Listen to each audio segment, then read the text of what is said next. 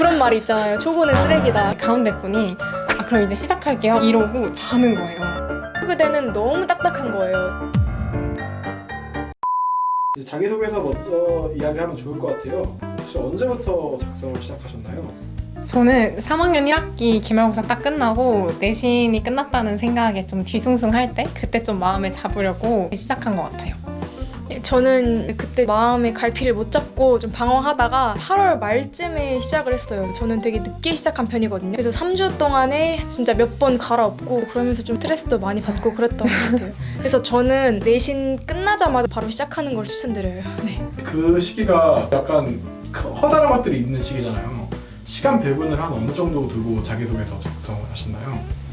수능도 어떻게 보면 3년 동안의 공부 결과를 받아내는 거기 때문에 난 수시만 준비해야지 하고 놓은 건 아니고요. 그냥 평소 공부하던 대로 모의고사 쭉 잡고 있다가 10시 반 또는 뭐 11시 이렇게 정해놓으면 그 시간부터는 자소서를 쓴 것 같아요. 시간을 딱 정해두고 그 시간이 되면 자기소개서 작성하고 이렇게 네, 하시나요? 막 자소서에만 푹 빠져서 쓴 건 아니고 그냥 병행을 했는데 딱 이제 연서 접수하기 일주일 전부터는 그게 안 되더라고요. 어차피 9월 자소서 쓰기 전에는 공부가 안 잡힐 정도로 자소서에 매진이 되기 때문에 일단은 그 자소서 비율 좀 적게 해서 병행하는 걸 추천드립니다. 저 같은 경우는 좀 늦게 시작했다고 했잖아요. 그래서 7월에 기말고사 끝나고 여름방학 때까지는 계속 그냥 수능 공부만 했어요. 그리고 이제 계약하고 이제 진짜 시작해야 되겠다 할 때쯤에는 그냥 자소서만 썼어요. 푹 빠져서 그냥 그것만 고민하고 갈아엎고 계속 그랬던 것 같고 결국에 저는 9월 모의고사를 완전 망쳤었거든요. 그래서 저는 자기소개서도 그냥 기말고사 끝나고부터 조금씩 쓰는 걸 추천드립니다.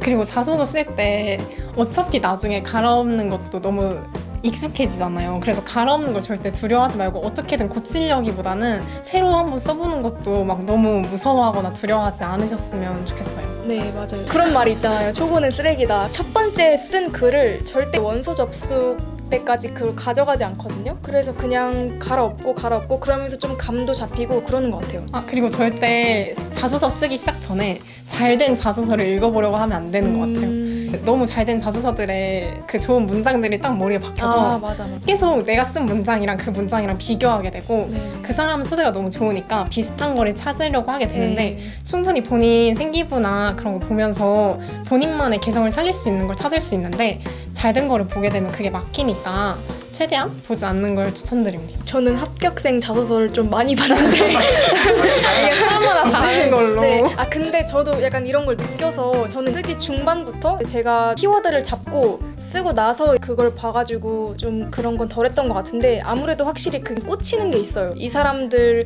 걸 보고 좀 따라가려고 하는 경향도 있고 표절 문제도 좀 민감한 문제잖아요. 그래서 웬만하면 보지 않는 걸 추천드려요. 그럼 자소서 소재 찾을 때 어떻게 찾았어요? 소재는 옛날부터 좀 생각해 놓은 게 있었는데 그냥 생활기록부 보고 몇 개 체크해 놓은 거? 그러니까 저는 소재 찾을 때 뭔가 제 자소서를 이러한 방향성으로 끌고 가야겠다 했던 큰 주제가 있었어요. 예를 들어서 좀 4차 산업혁명과 관련된 교육을 책도 많이 읽고 탐구도 좀 많이 했던 편이거든요. 그래서 그거를 하나의 큰 주제로 잡고 거기서 생활기록부에 그거랑 맞는 활동만 몇 개 뽑아서 그렇게 자소서를 썼어요. 이 팁을 꼭 말씀드리고 싶은 게 일단 3가지 색깔 펜을 준비를 해요. 1번 문항, 2번 문항, 3번 문항 나누는 건데 약간 인성 부분에 표시되는 색으로 색칠하고 그리고 약간 교사랑 관련된 활동이다 싶으면 또 색칠 또 하고 그리고 이건 약간 교과 탐구 쪽이다 이러면 또 색칠을 하면 그게 각각 1, 2, 3번이 되잖아요. 그래서 거기서 소재를 이렇게 건져내면 조금 더 편했던 것 같아요. 생기부만 보면 이 많은 거에서 어떻게 뽑지? 이러는데 색칠된 거에서 뽑으면 좀 더 쉬웠던 것 같아요. 나도 그렇게 할 걸. 면접을 한 언제부터 준비를 하셨나요? 저는 1차 발표 끝나고 그 면접 보기 전까지 일주일 정도였던 것 같아요. 수능 끝나고 그 다음 날이 1차 발표였어서 끝나고 저의 실질적인 준비 시간은 거의 일주일 정도였어요. 근데 일주일 동안 해도 충분히 합격했으니까 괜찮았던 것 같은데 어떤 식으로 일주일을 보내야 되는 것 같아요? 근데 이게 제가 평소에 준비했던 거는 생기부 면접이었는데 제가 썼던 전형들이 다 재시문 면접이었던 거예요. 그래서 보통은 이제 생활기록부를 보고 예상 문제를 뽑고 그 답변을 직접 써보고 그리고 그걸 연습하고 뭐 외우고 그렇게 보통 하잖아요. 근데 저는 재시문 면접이었어서 보통은 그 학교 기출문제를 보고 정해진 답이 없으니까 답변을 논리적으로 구성하는 연습을 많이 했던 것 같아요. 그리고 태도도 고치려고 많이 노력을 했고, 그래서 답변 구성하는 걸 좀 팁을 드리면, 제시문은 주어진 제시문이 있고 문제도 거기에 딱 나와 있잖아요. 그래서 처음에 그 질문에 대한 답변을 먼저 얘기하고 그 다음에 그 이유, 그리고 예시나 구체적인 사례를 얘기하면 좀 더 풍부한 답변이 된다고 생각해서 그렇게 좀 얘기를 할 때 3단 구성으로 하는 걸 많이 연습했어요. 저 같은 경우는 경인교대랑 광주교대를 봤는데 제시문은 경인교대 집단토의였고 광주교대랑 경인 개별 면접은 거의 다 생기부랑 자소서여서 면접은 솔직히 자신감이랑 전달력이 좀 중요하다고 생각하거든요. 자신감이 있으려면 일단 자신의 생기부와 그 자소서를 어떤 부분을 물어봐도 나는 다 알고 다 대답할 수 있어야 된다, 이게 있어서 그냥 거의 외우다시피 외워야지 하고 외운 게 아니라 자주 봐서 외워져 버린 그렇게 된 것 같아요. 그리고 그냥 아무한테나 생기부 주고 자소서 주고 아무거나 물어봐 막 이런 식으로 해서 내가 여기 이 문구에서 이 말을 꼭 하고 싶다가 전달이 됐는지 계속 물어보고, 그리고 정말 말씀드리고 싶은 건 제 학교 생활을 아는 친구가 면접 준비를 도와주게 되다 보면 제가 그 전달력이 중요하다고 했는데 이 친구는 이미 내가 한 활동을 알고 있기 때문에 그냥 조금만 말해도 아 맞다 얘 이거 했었지 하고 전달이 된 걸로 오해가 되는데, 부모님이나 좀 별로 안 친한? 좀 제 활동을 잘 모르는 선생님한테 받으면 어차피 제가 한 걸 아예 모르니까 정말 그 면접관분들처럼 백지에서 제 활동을 듣는 거잖아요. 그래서 그런 부분으로 좀 전달력을 연습을 했던 것 같아요. 내가 생각했던 거랑 다른 애로도 있었을 텐데 기억나는 사례들이 혹시 있나요?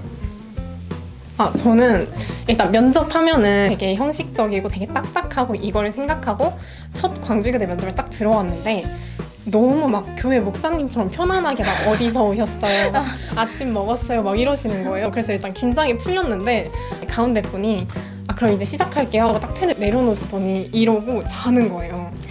그래서 일단 거기서 1차로 멘탈이 나갔는데 이렇게 조금씩 이렇게 슬금슬금 보니까 누워는 계시는데 이렇게 실눈 뜨고 저를 보고 계신 거예요. 이거 근데 진짜 실화인데 이거 진짜인데 그래서 제가 너무 당황해가지고 정말 당황해서 이거를 막 박수쳐서 깨워야 되나 이거 교사 자질 보는 건가 막 이러면서 되게 떨었었는데, 그 나중에 이제 면접 다 끝나고 갑자기 딱 일어나시더니 하고 싶은 말 있으면 해보세요 이러는 거예요.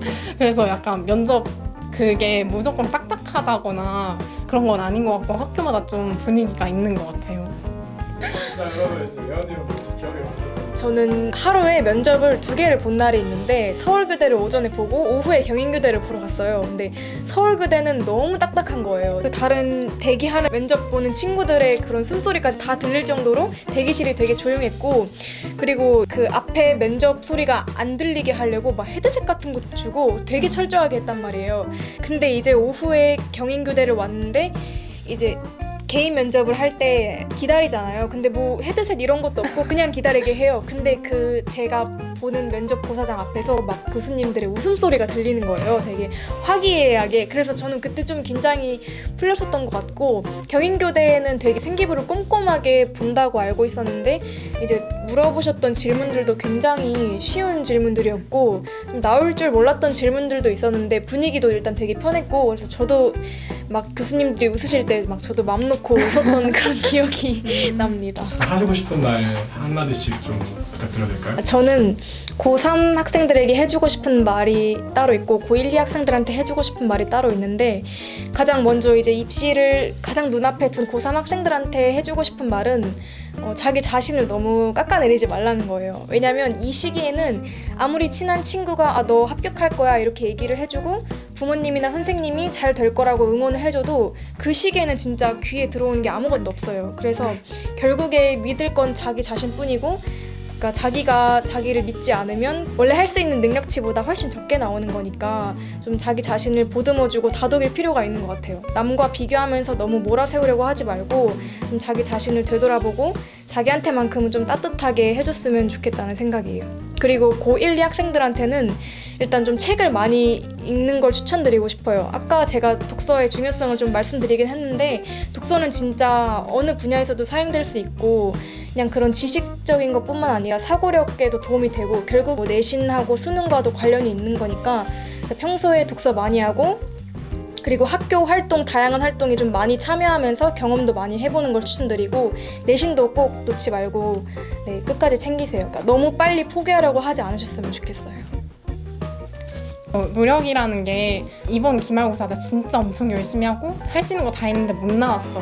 진짜 막 내 노력 막 그냥 다 무의미한가 봐. 이렇게 느끼는 순간 슬럼프가 시작되기 때문에 본인의 노력을 막 그렇게 불신하지 말고 어딘가는 쌓여 있을 거다라고 생각하시고 그냥 계속 믿고 해보셨으면 좋겠습니다.